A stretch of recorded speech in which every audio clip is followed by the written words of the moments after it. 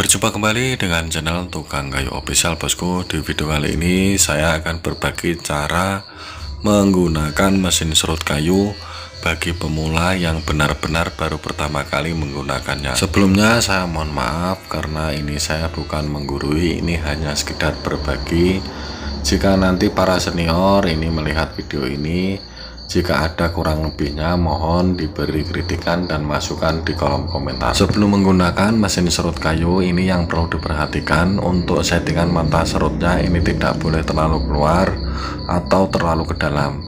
Jika terlalu keluar ini biasanya bila dipakai di bagian ujung akan keruak, dan bila terlalu ke dalam untuk memulai awal menyerut biasanya akan membentur di bagian ujung. Dan yang lebih penting lagi ialah cara memegang mesin serutnya.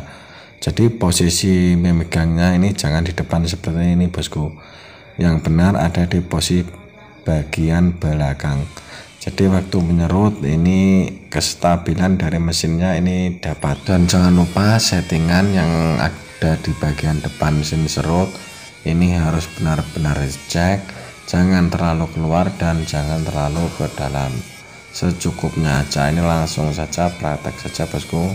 Ini biasanya kalau untuk yang baru belajar untuk mendorong mesin serut, usahakan ini pelan-pelan, jangan terlalu didorong kuat-kuat.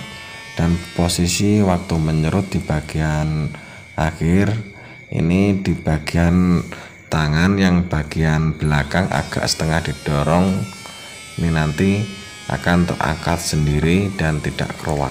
Untuk hasil penyerutan yang bagus, usahakan untuk pendorongan ini pelan-pelan saja, jangan dipaksakan agar hasilnya itu benar-benar bagus, tidak jegrak-jegrak atau bergelombang. Dan yang lebih penting lagi ini waktu menyerut agar hasilnya bagus, usahakan jangan melawan arah serat kayu, ikuti arah serat kayu agar hasil bagus dan maksimal.